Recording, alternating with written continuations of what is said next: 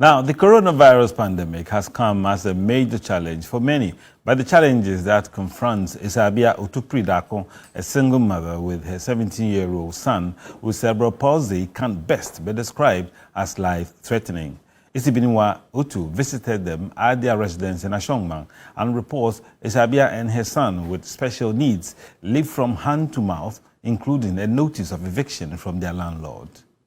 A single mother with a child with special needs. Because of the stigma in our part of the world concerning having a child with a difficulty, certain things that you can do that to fetch you quick money, you cannot do. You have to do things that society will not look down upon you. That is 53 years old Asabea Otupridako, a mother of 6.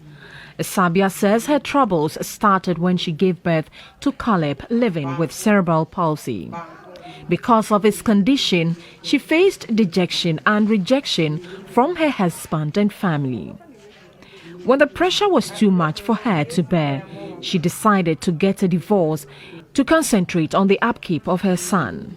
Mothers usually carry their children on their back for up to 3 years. But for his son's condition, she had to carry him till he was 8 years old. Her school business collapsed.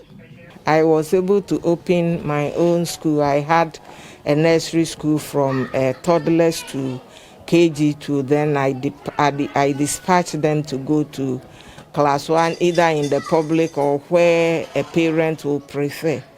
But when Caleb came around, actually it was a thing I was doing with strength. I didn't have enough funds. I carried him for 7 years before he started walking. And that was a very big challenge. When I leave the school and people come around to ask of me, the teachers will say, as for my madam, because of her child, she doesn't have the time now. So people started withdrawing their children. So in 2008, I had to close down the school. Asabea tells me Caleb's other siblings did not have it easy as well. She was able to support them to a point and didn't have the means to do so again. Asabea is not only a mother to his son, but a father and everything to him. She has the task of bathing and feeding her 17-year-old son every day. She narrated how they face stigma in all forms because of her son's condition. I know how to do pastries. All the things I was doing was very delicious, but because of Caleb's condition, if someone is coming to buy, people can stand and say, Mami, we are no so. So I just prepared the thing, it will be there and nobody will buy. But the saddest aspect was that when I sell it to them for free, they take and eat. The news of a lockdown due to the coronavirus pandemic came to heighten her fears of how she was going to survive with her son. When this pandemic started and they said there was going to be a lockdown, I was like, how am I going to cope with this? Because my living has been from hand to mouth.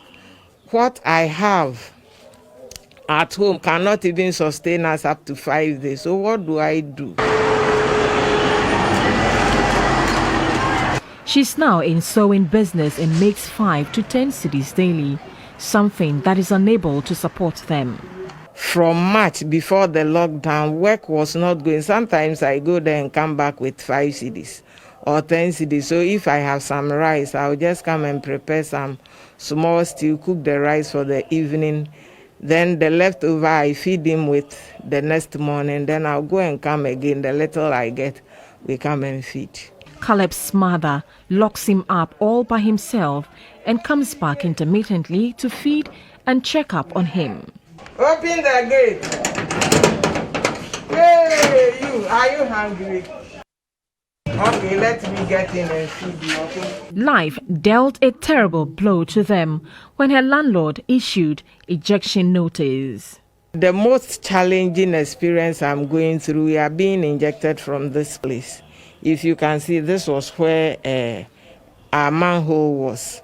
Because the time for me to vacate passed and I couldn't go, the landlady came and break the manhole, dismantled the toilet. You can see when we open the door that the porch is cracked and all that. Caleb, I'm told, is a football fanatic and would not miss any match of Asamoah Gyan.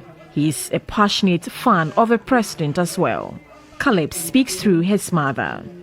Asamoah Gyan, okay. Actually, he's the greatest fan of Asamoah Gyan. So he says if Asamoah Gyan will be listening from where he is, he wants him to help him get a computer for himself. The moving forward man, he's referring to the president of Ghana. That's how he described the moving forward man. President Akufo-Addo should do what? Buy you a house. So that is Caleb's request.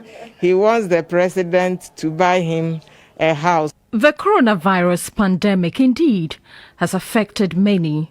And while it is obligatory for tenants to pay their rent, it appears some landlords are clearly insensitive. AC Benewa O2 TV3, Ashonman.